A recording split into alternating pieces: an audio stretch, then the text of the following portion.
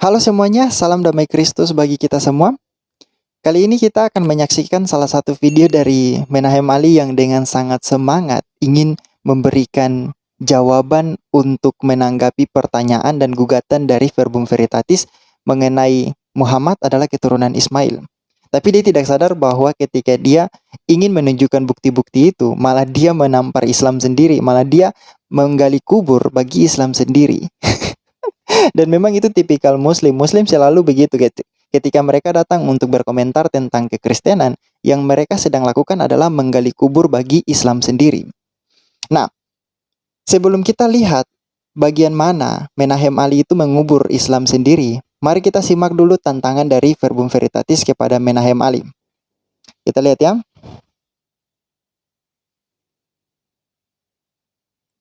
Buktikan bahwa Muhammad adalah keturunan Ismail. Buktikan itu berdasarkan bukan. Sebentar, saudara-saudara perhatikan di situ. Di situ dikatakan buktikan dari Quran bahwa Ismail pergi ke Mekah. Buktikan dari Quran, Ismail pergi ke Mekah, menikah dengan perempuan Arab, lalu menjadi leluhur Muhammad. Itu tantangan yang pertama. Lanjut lagi. Hanya berdasarkan Quran, tapi berdasarkan bukti-bukti sejarah pra-Islam. Ini yang kedua. Buktikan dari sejarah pra-Islam yang menyatakan hal serupa dengan poin pembuktian yang pertama. Jadi, Muslim Menahem Ali yang kemarin sudah membahas berapa sesi sekaligus di dalam channelnya itu, dituntut untuk membuktikan bahwa Muhammad adalah keturunan Ismail, bahwa Ismail pernah ke Mekah menikah dengan perempuan di Arab, lalu menjadi keturunan dari Ismail. Tapi pembuktian itu harus berdasarkan pada bukti-bukti pra-Islam, artinya bukti-bukti sebelum Islam lahir. Kita lanjut lagi. Dan buktikan itu berdasarkan. Yang 1 dan 2 tadi itu adalah satu pembuktian, satu tantangan. Ini yang bukti yang kedua, ini tantangan yang kedua. Buktikan daftar silsilah Muhammad hingga Ismail secara solid dan dapat dipertanggungjawabkan. Saudara perhatikan, buktikan daftar silsilah Muhammad hingga Ismail. Jadi Muslim harus membuktikan bahwa garis keturunan Muhammad itu sampai ke Ismail, harus tarik garisnya. Misalnya Muhammad bin siapa, bin siapa, bin siapa, sampai kepada Ismail. Masa kita harus menjelaskan seperti itu lagi? Itu kan lucu. Lanjut. Rekonstruksi yang solid dan dapat dipertanggungjawabkan mengenai genealogi. Daftar silsilah dari Muhammad yang bisa Anda tarik sampai dengan Ismail secara meyakinkan. Nah, itu tantangannya. Jadi Muslim harus membuktikan bahwa Ismail pernah pergi ke Arab, pernah pergi ke Mekah, Arab, lalu menikah dengan perempuan Arab, lalu menjadi keturunan dari Muhammad. Muslim harus membuktikan itu. Dan yang kedua yaitu buktikan dari sejarah, buktikan dari bukti-bukti pra-Islamik. Lalu buktikan juga genealogi dari Muhammad sampai kepada Ismail. Karena kita tahu bahwa di seluruh biografi Muhammad itu genealoginya hanya sampai kepada Adnan. Dan Adnan ke Ismail itu pun tidak ada ahli Islam yang sepakat bahwa berapa nama yang tidak tercatat dari Adnan sampai ke Ismail, atau dengan kata lain bahwa Adnan sampai ke Ismail itu tidak diketahui sama sekali. Jadi itu Muslim punya tanggung jawab untuk membuktikan Adnan sampai ke Ismail. Ada yang bilang bahwa 7, ada yang bilang 10, bahkan ada yang bilang 40. Jadi itu tanggung jawab Muslim untuk membuktikan silsilah Adnan sampai kepada Ismail. Lalu kita lihat 3 video yang diupload oleh Menahem Ali, itu semua tidak membuktikan poin-poin itu. Tidak sama sekali. Malah dia menunjukkan bukti-bukti dari yang sesudah Islam. Bukti-bukti sesudah Islam, ditulis sesudah Islam. Bukan pra-Islamik. Setelah itu, dia menunjuk jarinya kepada salah satu rabi Yahudi yang nanti sebentar kita akan lihat. Ketika dia menunjuk jari itu kepada rabi Yahudi, ternyata rabi Yahudi itu malah mengutuk Islam, malah mencaci maki Islam, malah menyatakan bahwa Islam itu adalah pembohong, pendusta. Kita simak video dari Menahem Ali. Ini videonya. Ini video di mana dia kutip salah satu rabi Yahudi dan dia tuduh bahwa orang-orang, tidak tahu itu orang-orang siapa, mengatakan rabi Yahudi ini adalah seorang mualaf. Kita simak videonya. Nah, iya. Nah, ini kemudian udah. Nah, Udah kemudian tadi kelihatan yang ya. cover Inggrisnya, Pak, terjemahan bahasa Inggrisnya. Wah, tadi mohon maaf saya belum pindah screen tadi. Nah, ini adalah Moses Maimonides, Epistle to Yemen, the Arabic original and the 3 Hebrew versions, edited from manuscripts with introductions and notes by Abraham S. Holkin, and an English translation by Boaz Cohen, New York American Academy for Jewish Research 1952. Pak, saya belum lahir Pak ini Pak. Ini dokumen yang bukan disebut dokumen sembarangan, dokumen luar biasa ini. Kenapa?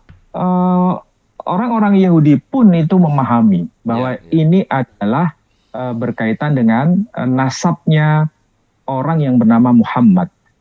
Karena Rabbi Maimonides itu bukan sekedar rabi, apalagi dituduh sebagai rabi yang jadi mu'alaf. Ini kan ya sangat tidak bermoral ya.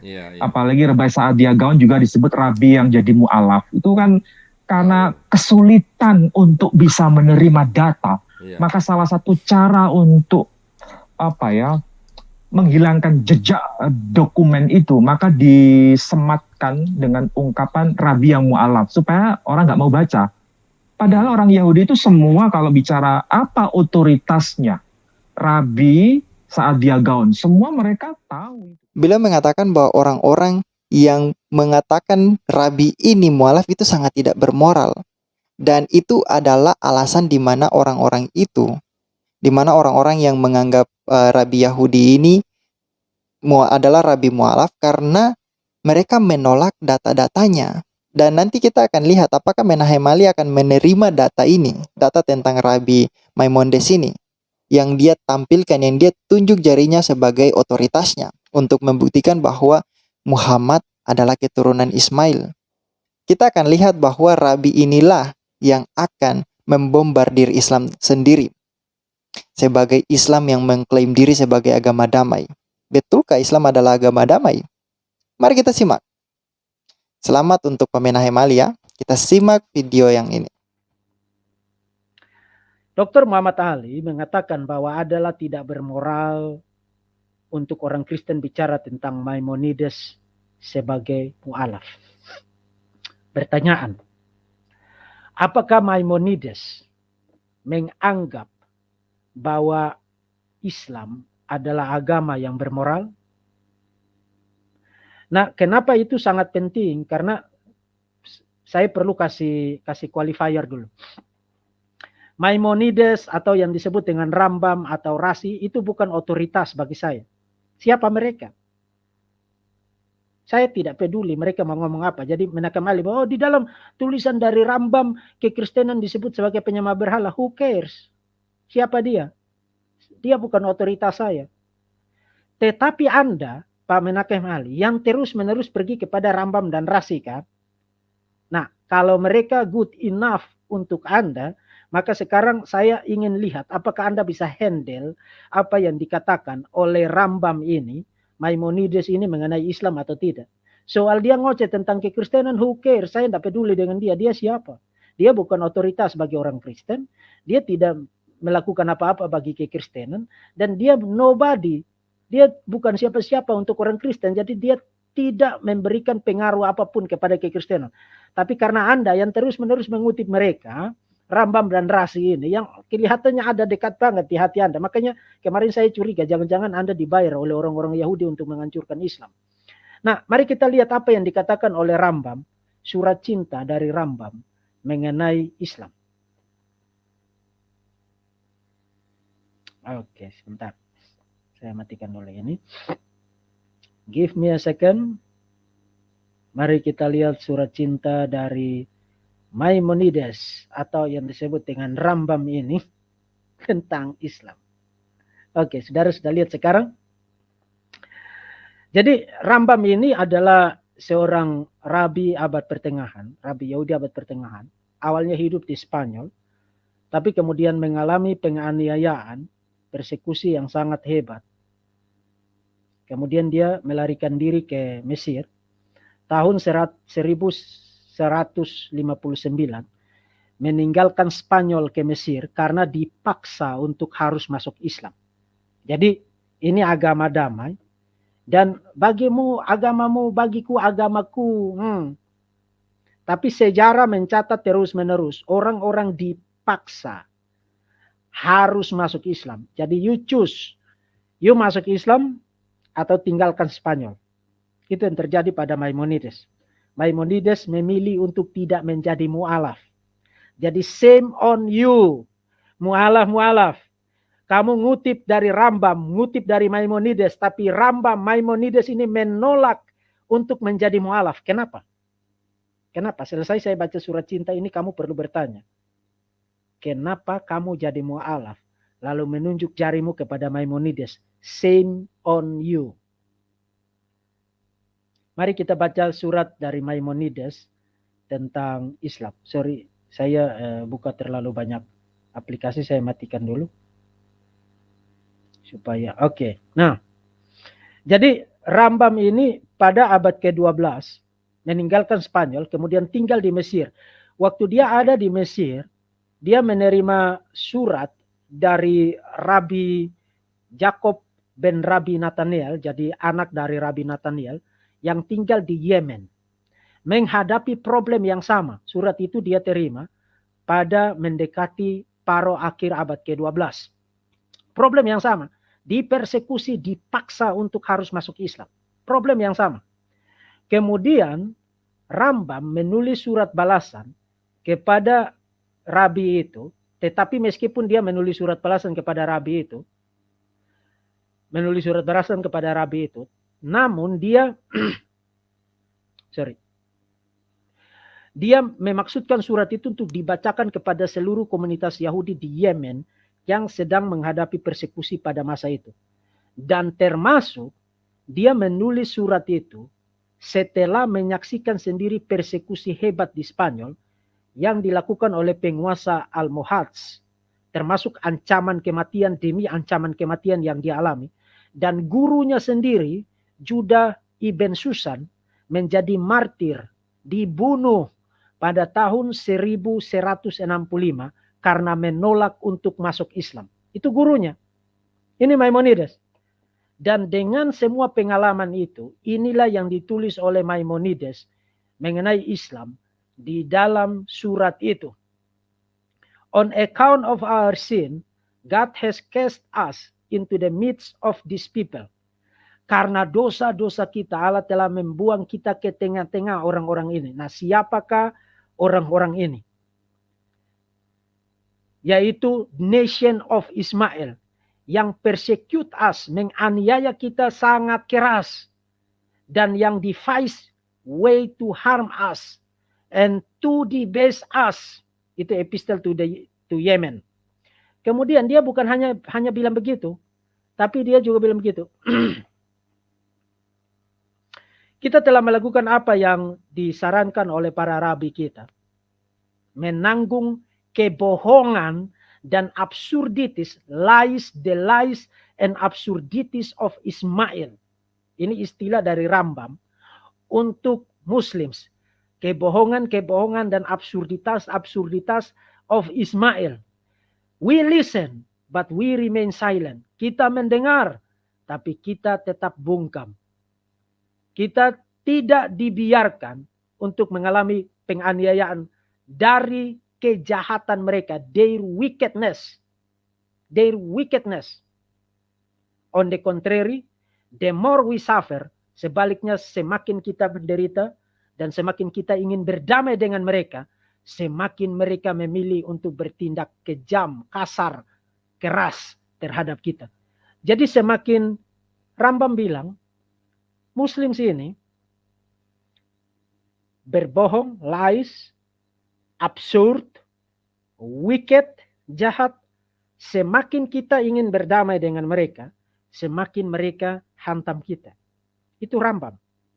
Nah, Rambam ini, meskipun saya tidak setuju dengan pandangan teologinya, tapi memang dia orang pintar. Orang pintar harus menolak untuk masuk Islam. Kenapa?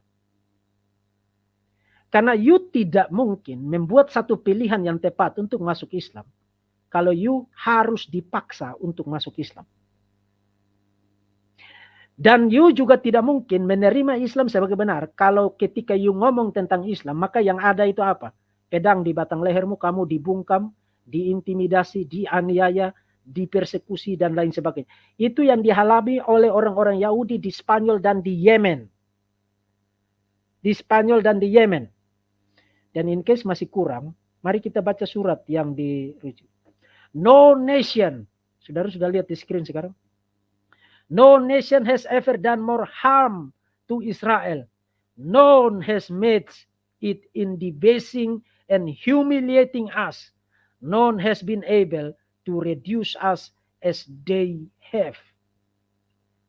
Tidak ada bangsa, saudara tahu, Rambam ini tahu tentang sejarah Israel. Ada Asur, ada Babel yang pernah menyerbu dan membawa Israel ke pembuangan. Kemudian dia tahu tentang sejarah Romawi. Romawi kemudian mengokupai the land of Israel. Dia tahu tentang sejarah itu. Tapi ketika berhadapan dengan Muslims di Spanyol, kemudian mendapat kabar dari Yemen, dia mengatakan tidak ada satupun bangsa yang telah melakukan, yang menyakiti kita, menyusahkan kita lebih daripada Muslims. Yang mereduksi kita, yang menghumiliate, merendahkan kita sedemikian hebat selain daripada Muslims. Jadi shame on you, para mualaf-mualaf ini.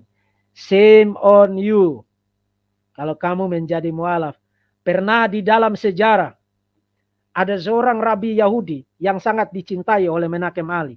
Bahkan menuduh orang-orang itu tidak bermoral karena bilang Rambam itu menjadi mualaf.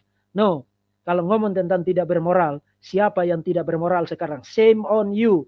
Ada seorang rabi Yahudi abad pertengahan yang rela untuk meresikokan hidupnya. Meninggalkan Spanyol, pindah ke Mesir. Kemudian hal yang sama, dia dapatkan lagi kabar dari Yemen. Persekusi yang sangat hebat terhadap orang-orang Yahudi di Yemen. Dan ketika dia menulis surat balasan ke Yemen, dia mengatakan, tidak ada satu bangsa yang pernah menyakiti Israel, menghumiliate, merendahkan Israel lebih daripada bangsa Ismail. Lies, absurdities, wicked. Itu istilah-istilah yang enak gak dibaca? Tidak enak dibaca. Tidak enak dibaca bagi kita yang sekarang duduk tanpa tekanan. Tapi itu adalah satu ekspresi kejujuran dari seseorang yang pernah dipaksa dan diharuskan, you harus masuk Islam atau you tinggalkan Spanyol. Dari seseorang yang gurunya mati sebagai martir karena menolak untuk masuk Islam. Dari seseorang yang mendapat kabar dari saudara-saudara sebangsanya di Yemen menghadapi persekusi, penganiayaan hebat yang sama seperti yang pernah dia alami di Spanyol. Tapi orang-orang ini rela meresikokan hidup mereka, membahayakan hidup mereka, meninggalkan Spanyol, pergi mencari tempat yang jauh lebih baik supaya tidak masuk Islam. Tidak masuk Islam. Jadi kalau kamu mau bicara tentang tidak bermoral, siapa yang tidak bermoral? Dengan merujuk kepada epistle to Yemen. Epistle to Yemen itu bukan teman bagi kamu, Dr. Menachem Ali. Epistle to Yemen adalah sebuah kesaksian dari sejarah tentang air mata, tentang darah, tentang helaan nafas karena dipersekusi, dianiaya, ditekan, bahkan dibunuh oleh Muslims. memaksa mereka untuk menjadi Islam, menjadi Muslim. Jadi siapa yang tidak bermoral? Siapa yang tidak bermoral? Membaca surat cinta dari Maimonides harusnya membuat kamu malu untuk menjadi seorang mu'alaf. Maimonides menolak untuk tidak menjadi mu'alaf. Dan seperti yang tadi saya bilang, Maimonides bukan otoritas saya.